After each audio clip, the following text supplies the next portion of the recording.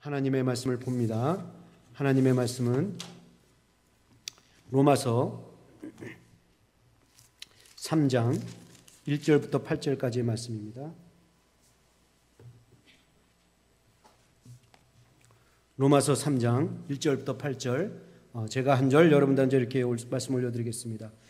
그런즉 유대인의 남이 무엇이며 할례의 유익이 무엇이뇨?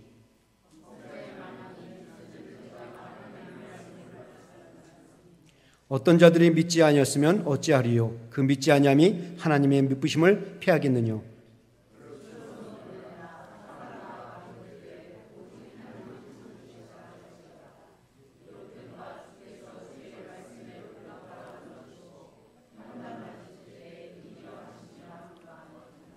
그러나 우리 불의가 하나님의 의를 드러나게 하면 무슨 말하리요? 내가 사람의 말하는 대로 말하노니 진노를 내리시는 하나님이 불의하시냐?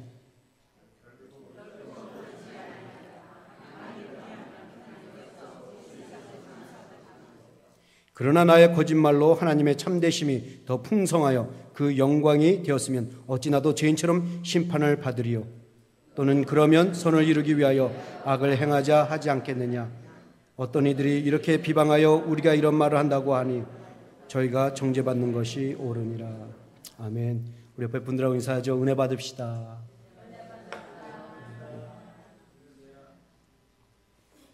오늘 제목은 회개할 줄 아는 사람이 되자라는 말씀입니다. 주일학교 선생님이 아이들에게 죄에 대한 설교를 한 후에 다 같이 머리를 숙이고 하나님 앞에서 무슨 죄를 졌는지 생각을 하고 회개 기도하자라고 말했습니다. 모든 어린아이들이 조용히 머리를 숙였습니다. 몇 분이 지났을까요? 한 소년이 손을 번쩍 들더니 선생님에게 이렇게 말했습니다. 선생님, 아무리 생각해봐도 제가 하나님께 회개할 죄는 없는 것 같습니다.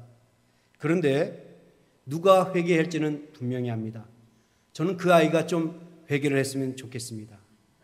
여러분, 이게 우리의 모습이 아닐까요? 자신은 아무런 문제가 없다고 생각하고 다른 사람의 문제만 생각하고 다른 사람의 문제만 지적하고 저 사람이 변화되면 참 모든 게 다 잘 될 텐데 이렇게 남의 회개만, 남의 변화만 요구하고 있지는 않습니까?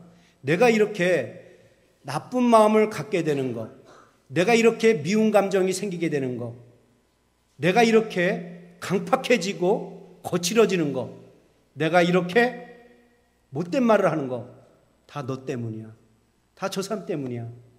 이렇게 남의 탓, 상황 탓, 환경 탓으로 돌리며 모든 문제를 남에게 떠넘기고 자기가 잘못하는 것은 그 상황에 그럴 수밖에 없는 것으로 타협하고 정당화시키고 있지는 않습니까? 이런 사람이 유아틱한 신자라는 겁니다.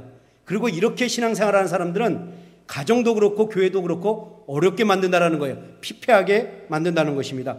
좋은 성도는 하나님의 말씀을 듣고 그 말씀을 자기의 삶에 비추어서 나는 어떠한 사람인지, 나는 어떻게 살아가고 있는지 돌이켜보고 새롭고 고쳐나가는 사람, 이런 사람이 좋은 사람이요, 하나님이 기뻐하시는 사람이요, 가정도 그렇고 교회도 그렇고 밝게 만들어 놓은 사람이요, 세상 사람들에게 예수 믿는 모습을 보여주는 사람입니다. 오늘 우리가 그동안 로마서 1장과 2장을 공부를 하면서 배운 것이 있습니다. 남이 나를 판단하는 것은 비판이요, 하나님이 나를 판단하는 것은 심판이요, 내가 나를 판단하는 것은 회개라는 것이 오늘 말씀입니다. 이 회개가 우리의 삶에 있어야 한다는 것입니다. 하나님의 말씀을 들었든 하나님의 말씀을 묵상했든 내가 들은 말씀, 배운 말씀을 내 삶에 적용해서 내 삶에 비춰봐서 나는 정말 하나님의 말씀대로 살고 있는지, 나는 정말 하나님의 자녀로 살고 있는지 판단해보고 나를 바로 세워놓는 것, 이런 사람이 진정으로 하나님의 자녀로 살아갈 수가 있고 더 성숙해져가는 사람으로 살아갈 수가 있고 이 지역 사람들에게 예수 믿게 하는 본을 보일 수가 있고 가정도 그렇고 교회도 그렇고 아름답게 만들고 부유하게 만들어 놓을 사람이란 말이죠. 그래서 우리는 회개할 줄 알아야 합니다. 오스트리아 비엔나에 가면 임페리얼 박물관이 있습니다. 여기는 소중한 그림들이 소장되어 있는데 그 중에 특이한 그림이 있습니다. 이 그림은 로마 황제가 교회에 들어가려고 하자 주교가 못 들어가게 가로막고 있는 장면입니다. 이 그림이 실제로 일어난 사건을 그린 장면인데요. AD 390년에 로마 황제 데오도시우스 1세가 1500명의 그 데살로니가 교민들을 대학살한 사건이 있습니다. 그때 교회가 들고 일어났죠. 이 1500명을 학살한 이 데오도시우스가 어느 날 밀레노를 방문하다가 그 밀레노 교회가 아름다워서 교회로 들어가려고 하자 그때 주교 오늘의 목사죠. 암브로시우스, 아주 유명한 사람이죠. 성 어거스틴을 변화시킨 사람입니다. 이 암브로시우스가 못 들어가게 딱 가로막으면서 왕이여 못 들어갑니다 라고 얘기를 했습니다. 이런 주교의 태도에 당황을 한 이 황제가 얼떨결에 이렇게 말을 했습니다. 성경에 보면 다윗 왕도 죄를 지었지만 하나님이 품지 않았느냐, 그러니까 내가 들어가는 것을 막지 말라 라고 말했습니다. 그러자 암브로시우스가 황제에게 이렇게 말합니다. 왕이시여, 지금 당신이 다윗 왕의 죄를 말하고 있습니까? 그렇다면 다윗 왕의 회개도 모방하셔야죠. 다윗 왕은 회개했습니다. 그러니 당신도 회개하십시오. 그러면 이 교회에 들어올 수 있습니다 라고 얘기를 했다는 거예요.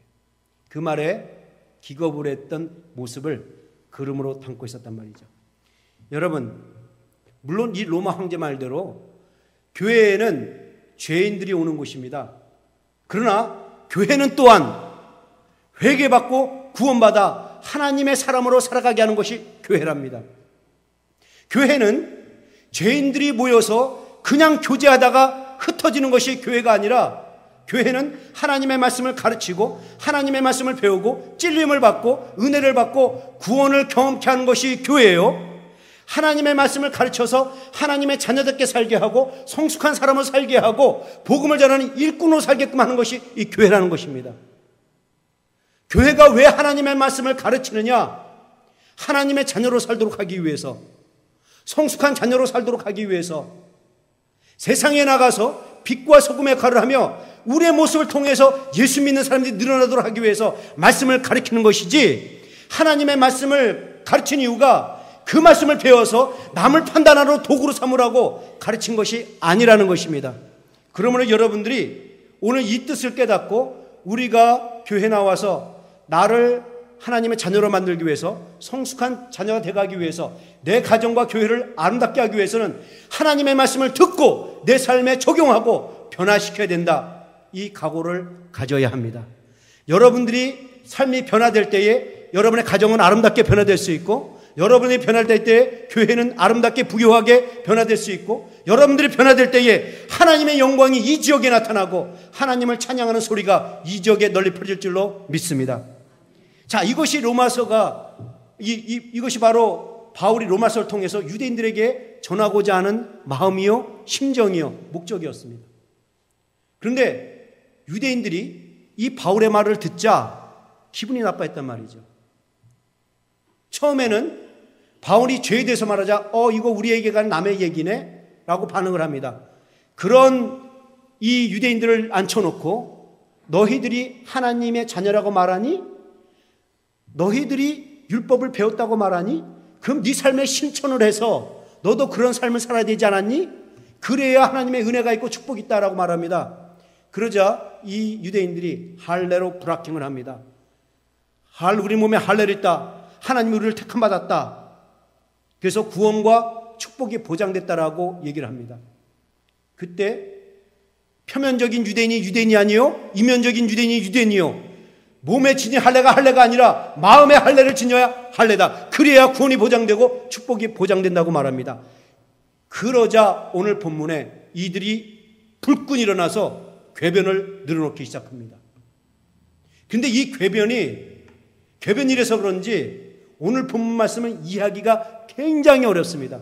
여러분들 오늘 한번 읽었지만 이해를 잘 안 될 거예요. 여러 번 읽어도 이게 무슨 말씀인지 이해가 안 됩니다. 특히 설교자들은 이 부분을 설교하는데 너무 딱딱하고 이해가 안 되기 때문에 이 부분을 설교하는 것을 기피합니다. 그러나 하나님께서 이 어려운 말씀을 이 성경 속에 담은 것은 우리에게 필요한 말씀이기 때문에, 즉 우리가 하나님의 말씀을 들었을 때 하나님의 말씀에 어떠한 길을 가지고 어떠한 마음으로 어떠한 태도로 받아들여야 되는지 알려주기 위해서 이 말씀을 성경에 기록했다고 저는 믿습니다.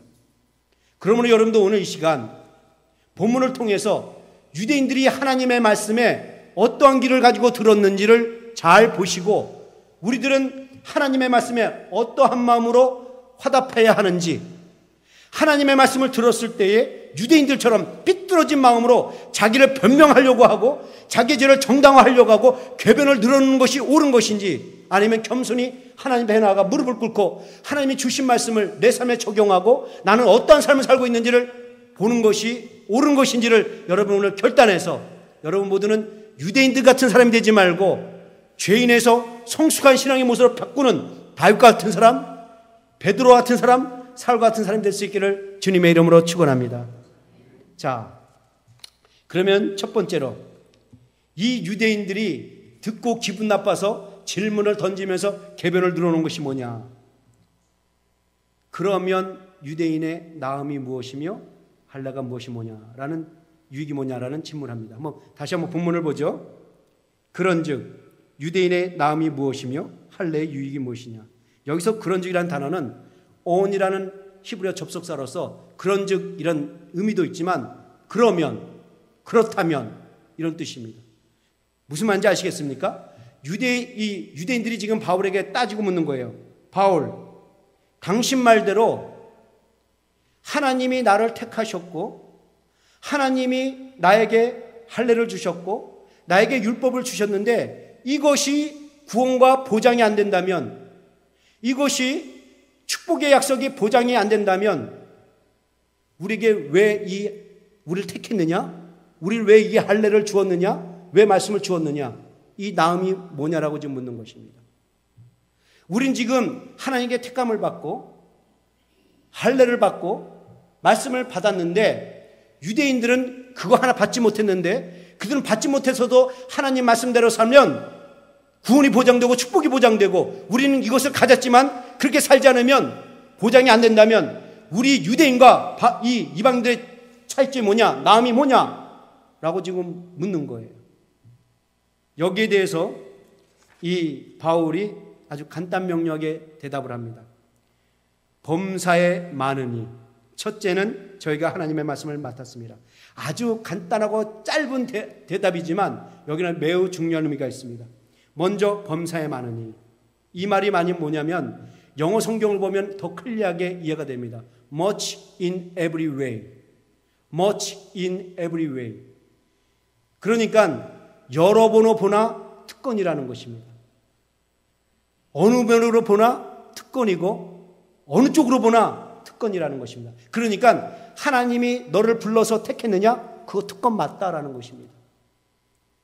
하나님이 너희들에게 내가 너희의 하나님이 되겠다 약속하고 너도 내 백성이 되라 약속하고 그 할례를 보증하는 의미에서, 그 약속을 보증하는 의미에서 할례를 줬느냐? 그 특권이라는 것입니다.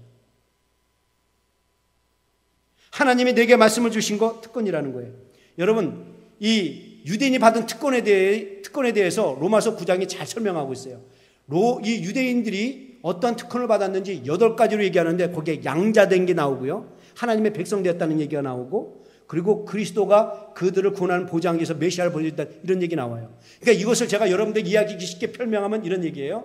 저 전능하신 하나님, 높은 보좌에 앉아 계신 하나님이 나를 불러주시고 하나님의 자녀로 삼아주신 거, 그 특권이라는 것입니다. 내가 먼저 하나님을 알고 하나님과 교제하는 거, 그 특권이라는 것입니다. 하나님이 나의 하나님이 되셔서 나의 삶을 주관하고 돌보주시고 인도해 주신다는 거, 그 특권이라는 것입니다. 더 큰 특권이 뭔지 아니? 하면서 이야기한 게 뭐냐? 바로 오늘 2절. 범사에, 본문을 다시 보세요.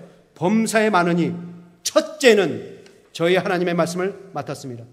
자, 첫째는 여기서 둘째, 셋째, second, third 이렇게 설명하려고 하는 게 아니라 첫째는 이 말은 가장 으뜸이 되는 것은 이 얘기입니다.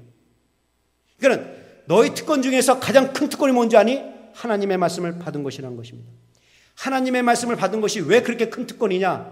하나님의 말씀은 영혼을 살리는 능력의 말씀이요, 우리의 인생을 환하게 비춰주는 등불이 되신다고 말씀하셨고, 이 하나님의 말씀은 우리가 어디로 가야 될지 옳고 그름을 모를 때 밝히 보여주는 지혜의 말씀이요, 진리의 말씀이요, 말씀을 묵상하는 자는 시냇가에 심은 나무가 시절을 쫓아 과실을 맺는 것처럼 때에 따라 필요에 따라 채워주는 복의 말씀이요, 이 하나님의 말씀은 우리의 심령에 참 평화와 위로를 주는 말씀이라는 것입니다.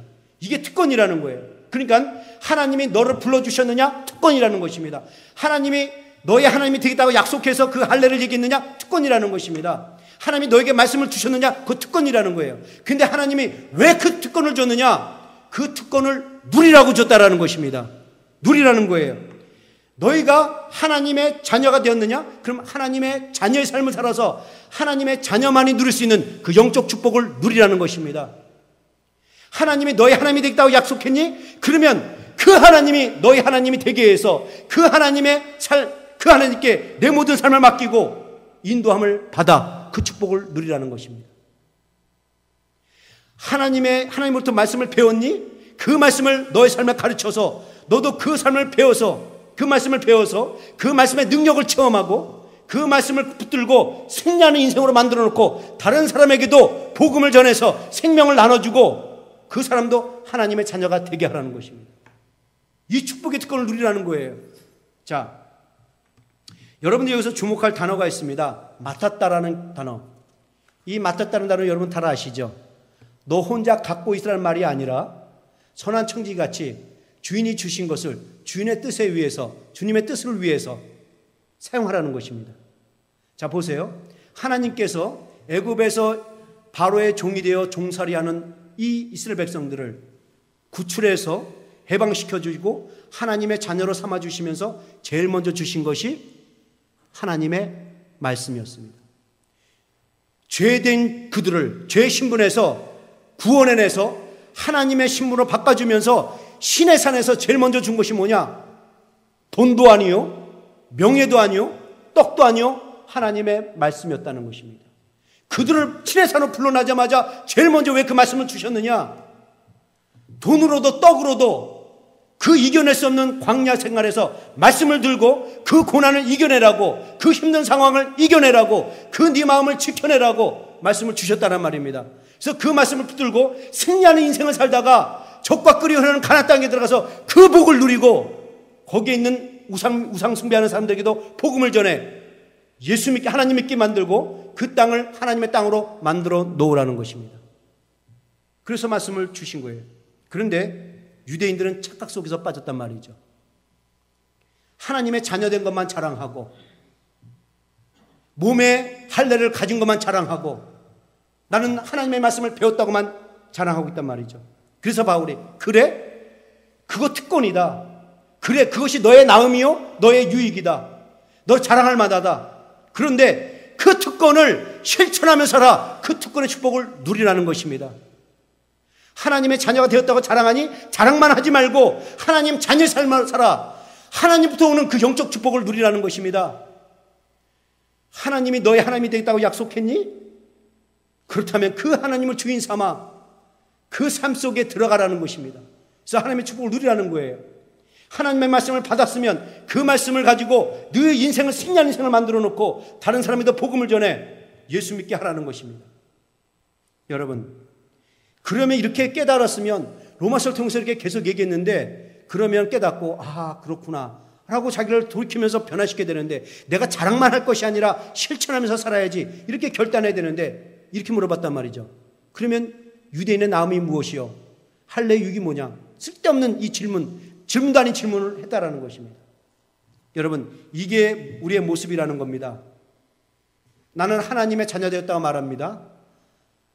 하나님을 믿는다고 말을 합니다. 나는 하나님의 자녀가 되었기 때문에 하나님을 믿는다고 말하기 때문에 한 주간 동안 세상살이 하다가 좀 하나님 자녀답게 살지 않아도 말씀 묵상하면서 살지 않아도 교회 와서 예배드리고 찬양하고 기도하고 집으로 돌아가고 또 한 주간 또 세상살이 하다가 또 교회 와서 예배드리고 찬양하고 이게 신앙생활이고 이러면 구원이 보장되고 영적 축복이 보장됐다고 생각한단 말이죠. 왜? 나는 하나님의 자녀 되었다고 생각하니까 나는 하나님이 불러서 쓰셔서 난 하나님의 자녀가 되었고 난 지금 하나님을 믿는다고 말하기 때문에 내가 세상에 나가서 어떻게 살든 난 구원이 보장되고 난 영적 축복이 보장됐다고 생각해요. 그러다가 어려움이 오면 예수 믿는 나음이 무엇이냐? 라고 묻는단 말이죠. 난 하나님을 믿는 사람인데 왜 나에게 이런 어려움이 오느냐? 나 교회 나오고 있는데 왜 교회 다니는 사람은 왜 이런 일이 생기느냐? 이런 특권만 주장한단 말이죠. 특권의 삶을 살지 않고 특권만 주장하고 있다는 것입니다. 무슨 말인지 이해가 가시겠습니까?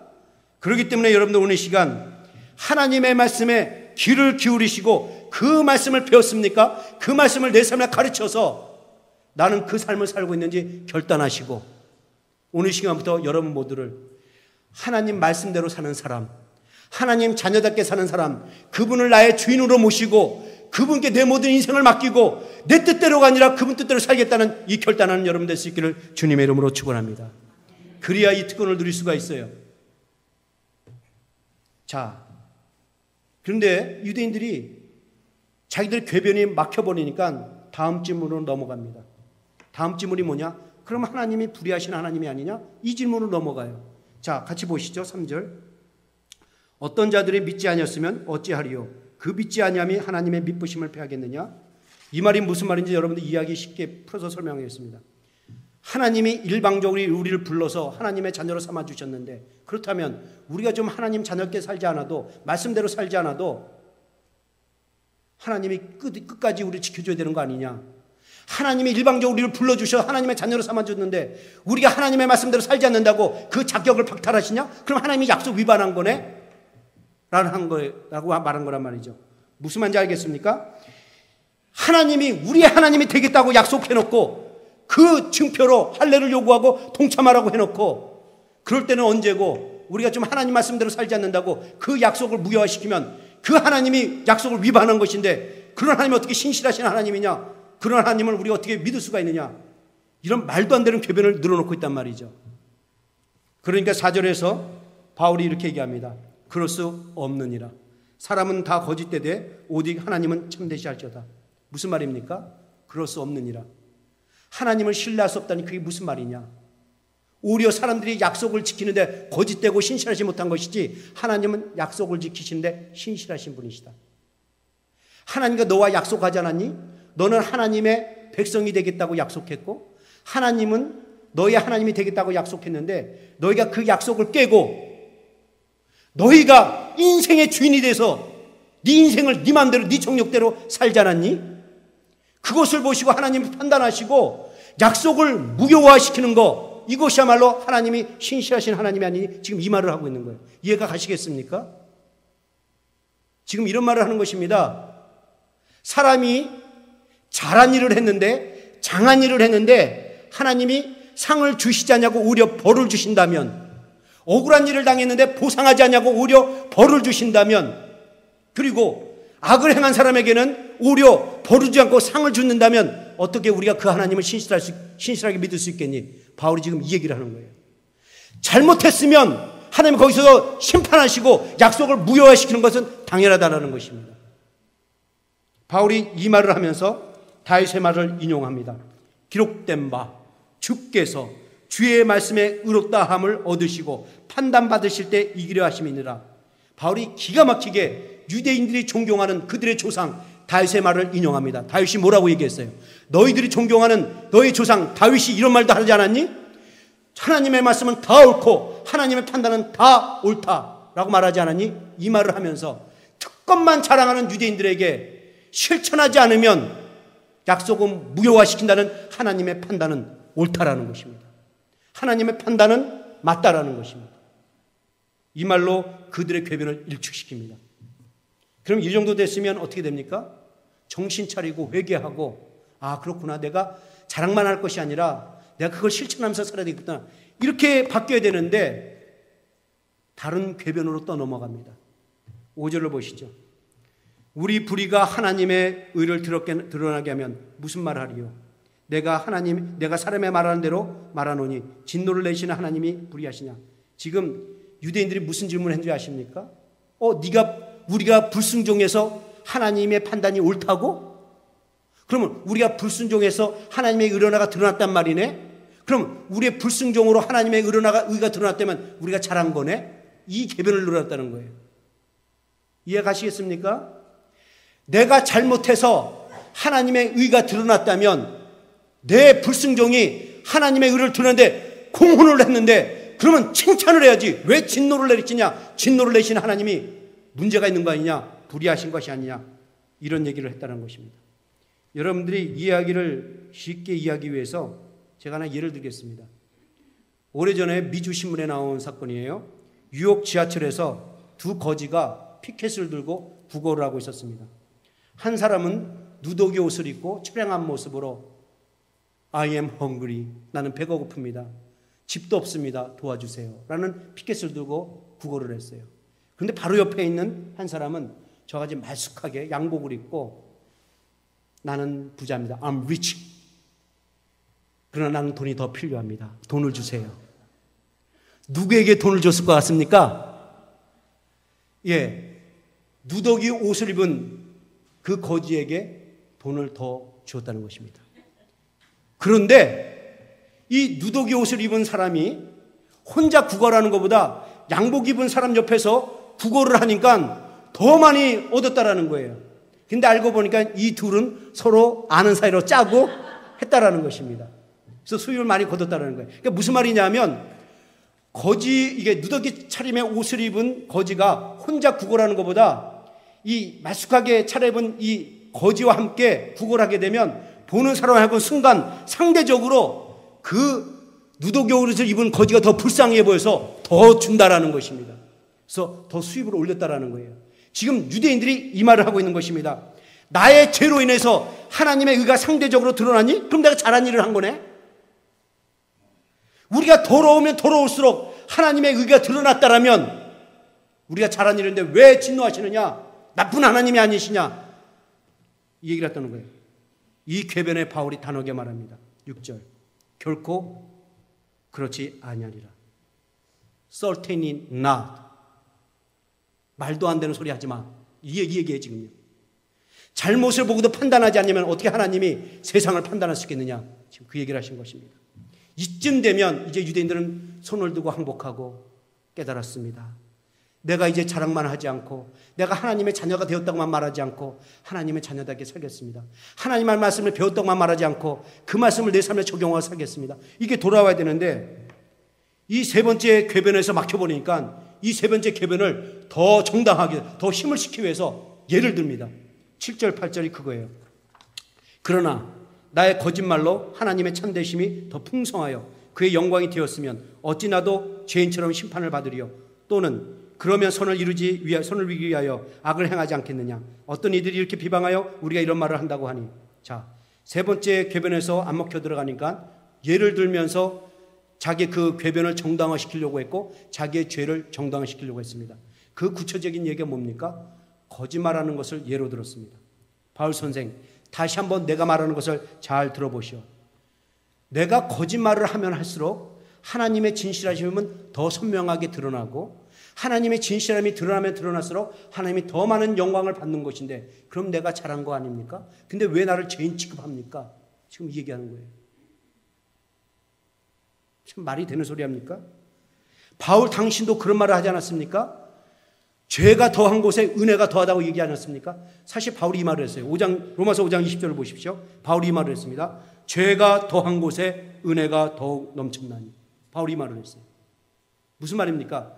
죄 있는 곳에는 하나님의 은혜가 더 드러난다는 얘기를 한 거예요. 근데 그것을 잘못 이해해서 6장 1절에 이렇게 물어봅니다. 그러면 은혜를 더하려고 죄를 더 많이 지어야 하겠습니까? 사실 당시에 바울이 이 말을 했어요. 죄가 있는 곳에 하나님의 은혜가 더 드러난다. 이 말을 사람들이 어떻게 들었냐면 바울이 선을 얻기 위해서는 악을 행하라고 가르치고 있다. 이 루머가 돌고 있었어요.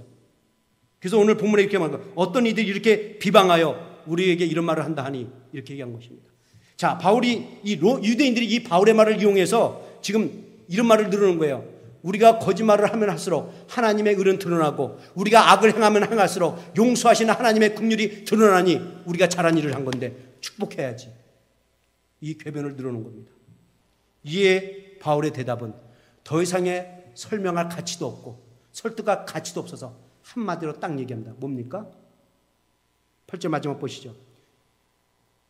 다 같이 읽죠. 시작. 무슨 말입니까? 죄는 죄요. 죄에 대해서는 반드시 심판이 있고 죄의 대가는 사망, 멸망이라는 것입니다.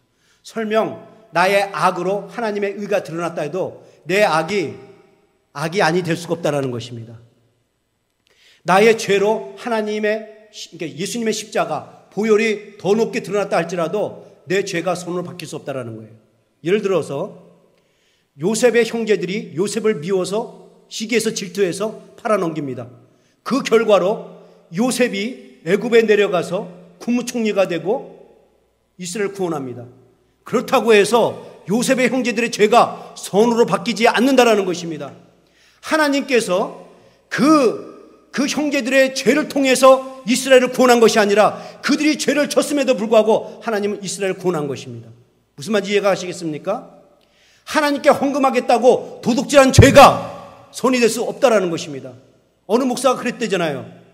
여기 가까운 라스베가스 가서 주여 우리 교회 내가 좀 건축하려고 하는데 어떻게 안 되겠습니까? 그래서 그냥 교회 헌금도 갖다 투자하면서 블랙잭도 하고 막 땡겼는데 그거 걸렸어요. 그러니까 하는 말이 뭡니까? 내가 교회를 위해서 이렇게 수고한 건데 죄는 죄라는 것입니다. 죄가 선이 될 수 없다라는 거예요. 여러분 오늘 말씀은 상당히 딱딱하고 이해하기 힘듭니다. 다시 한번 말씀드리지만 설교하기가 이거 싫은 설교예요. 저도 다른 설교 하려고 하다가 말씀 목사가 이거 전해야지 하는 마음을 전했습니다. 그러나 여러분들 어렵지만 오늘 말씀을 통해서 우리가 반드시 깨닫고 우리의 삶에 적용하고 실천할 메시지가 있습니다. 그것이 뭐냐? 저는 한마디로 정리를 합니다. 우리는 하나님의 말씀에 귀를 기울일 수 있는 귀를 가져야 합니다. 하나님의 말씀을 받아들일 수 있는 마음을 가져야 합니다. 나를 새롭게 고치고 변화시키고 나가는 이 결단이 있어야 합니다. 영어로는 이렇게 말합니다. You are reasonable. 들을 줄 아는 사람. You are understandable. 이해하고 깨달을 줄 아는 사람. You are teachable. 받아들일 수 있는 사람. 오늘 본문을 통해서 이런 사람이 되자는 것입니다. 그래야 내가 더 하나님의 자녀로 발전해 나갈 수가 있고 더 성숙한 자녀가 될 수가 있고 내 가정과 이 교회를 아름답고 부유하게 만들어 놓을 수가 있습니다. 오늘 본문을 좀 보십시오. 유대인들이 얼마나 강팍하고 교만했는지 바울이 그리스도의 심장으로 애틋한 마음으로 그들의 죄를 알려주었어요. 하나님의 자녀라고만 자랑하지 말고 좀 자녀답게 살아서 그 하나님이 주신 축복을 누려라. 하나님이 나의 하나님이 되었다고만 말하지 말고 정말 내 삶을 하나님께 맡겨서 그 돌보심의 은혜를 받아라. 하나님 말씀을 배웠다고 자랑하니? 자랑만 하지 말고 그 말씀에 너 삶에 적용해서 너도 그 인생에서 승리한 인생으로 만들어 놓고 다른 사람에도 복음을 전해 생명을 주고 하나님 믿는 사람을 만들어 놓아라. 얼마나 좋은 말입니까? 이 가르침을 받았는데 이런 좋은 말 들었으면 좀 귀를 활짝 열고 가슴을 활짝 열고 말씀을 받아들여야 되는데 기분 나쁘다고 그저 자기 변명만 하려고 하고 자기를 정당하려고 하면서 이 궤변을 누려놓으며 바울의 말꼬리를 물고 늘었단 말이죠. 이 유대인의 모습을 통해서 우리는 배울 수 있는 것이 있어요. 죄에 빠졌는데 회개하지 않으면 우리도 얼마든지 나를 변명하고 정당화시키는 쪽으로 나갈 수 있다는 것입니다. 여러분 사람은 순간적으로 완악해지는 것이 아니에요. 단계가 있습니다. 죄를 짓고 죄를 회개하지 않으면 완악해지는 거예요. 그래서 죄가 있고 회개해야 되는 거예요. 근데 죄를 졌는데 회개하지 않은 거 이게 그 다음 단계입니다. 죄를 졌어도 회개하면 완악하지 않아요. 근데 죄를 졌는데 회개하지 않으니까 완악해지는 겁니다. 근데 그 세 번째 단계는 뭐로 발전하냐? 회개하지 않으니까 자기 죄를 정당화하신다는 거예요. 변명하는 거예요. 이게 유대인의 모습이라는 얘기인데 그러면 여러분 이렇게 자신의 죄를 정당화하고 변명하는 거 이것이 유대인에게서만 찾아볼 수 있습니까? 참 안타깝게도 이 교회 문턱을 드나르는 우리 모두에게 이런 모습이 있지 않습니까? 어떤 사람이 이런 말을 해요. 하나님이 왜 선악과를 만들어서 유혹에 빠지게 만들고 죄를 짓게 만드냐? 하나님이 잘못한 거 아니냐? 이렇게 생각하는 사람들은 다 자기 죄를 정당시키는 사람입니다. 바울이 지금 그 얘기한 거예요. 우리가 잘못했니? 그러면 하나님도 우리를 택한 게 잘못된 거네. 그러니까 하나님도 잘못한 거네. 이 변명을 누르는 거예요. 여러분 참 성도는 하나님 앞에서 자기를 변명하지 않습니다. 정당화시키지 않습니다. 잘났다고 말하지 않습니다. 나는 죄인입니다라고 말합니다. 설령 내가 이해할 수 없는 일을 당해도, 억울한 일을 당해도 그것이 하나님의 뜻이라면 하나님이 맞습니다. 하나님이 옳습니다라고 고백합니다. 나에게 고난 주신 것이 하나님이십니까? 거기는 분명히 하나님의 뜻과 은혜가 있는 줄로 믿습니다. 이것이 바로 마음의 할례를 받은 사람들의 모습입니다. 하나님이 왜 유대인들을 그렇게 책망했습니까? 하나님을 믿는다고 하면서 믿는 행세만 하고, 자녀라고 하면서 자녀 행사만 하고, 문제를 지적하면 변명만 했기 때문에 그렇습니다. 여러분, 이것이 우리의 모습일 수 있다는 것입니다. 예수를 믿는다고 하면서 예수로 빠져버린, 예수가 없는 신앙생활을 하고 있지 않습니까? 때로는 위선자로, 때로는 남을 잘 속일 만큼 꾸며진 종교인으로 믿는 체 하면서 살고 있지 않습니까? 때로는 잘못했을 때 변명만 늘어놓으려고 하지 않습니까? 남편한테도 그렇고 아내한테도 그렇고 자식한테도 그렇고. 여러분, 하나님을 믿는다고 하면서 사랑한다고 하면서 변명만 하는 사람들은 그것이 바로 나를 대신에 예수를 십자가에 못 박게 하신 하나님의 사랑과 은혜를 농락하는 것입니다. 하나님의 은혜의 사랑을 농락하지 마십시오. 하나님의 은혜를 값싼 것으로 만들지 마십시오. 한 예로 말씀을 마칩니다. 문학작가 오스카 와일드 작품에 이런 이야기가 있습니다. 예수님께서 어느 날 예루살렘 거리를 지나가시는데 낯선 청년이 술에 만취해서 흔들흔들거리며 인상불성이 되어서 고래고래 소리를 떠드는 청년을 보게 되었습니다. 그래서 이 예수님이 청년에게 가서 이렇게 묻습니다. 청년이요, 대낮에 왜 이렇게 술에 취해 있습니까? 열심히 부지런히 일할 시간인데요. 그래서 청년이 이렇게 말합니다. 저는 원래 안진뱅이였는데 당신이 제 다리를 고쳐주셔서 너무 기뻐서 매일 술을 먹고 삽니다. 이번엔 예수님이 이쁜 여자의 뒤를 꽁무니를 졸졸 따타리는 이 남자를 보게 되었습니다. 그래서 예수님이 이 청년에게 가서 또 물었어요. 당신은 왜 그렇게 여자 뒷꽁무니를 쫓아다닙니까? 예, 저는 원래 장님이었는데 당신이 내 눈을 고쳐주셔서 이 눈으로 아름다움을 보니 쫓아가고 싶은 충동이 생겨서 쫓아갔습니다. 여러분, 이게 바로 자기의 죄를 변명하고 정당화시키는 것입니다. 이게 바로 하나님의 은혜를 값싼 것으로 만들어 놓는다는 것입니다. 사랑하는 성도 여러분, 오늘 저는 여러분들이 모두 다 하나님의 말씀을 들었습니까? 받으십시오. 나의 말씀으로 새겨놓으십시오. 그리고 나는 정말 그런 삶을 살고 있는지 결단하시고 새롭게 바꾸십시오. 여러분이 바뀌어야 가정이 바뀌어집니다. 여러분이 변화되어야 교회가 아름답게 변화되고 교회가 부흥할 수 있습니다. 저는 여러분 모두가 하나님 말씀으로 변화되어 정말 예수 믿는 사람 되어서 여러분으로 인해 예수 믿는 사람들이 날마다 늘어나게 축복하고 이 소노 많은 침례교회가 교회답게 세워져서 이 부흥하는 교회가 되기를 주님의 이름으로 축원합니다. 기도하시겠습니다.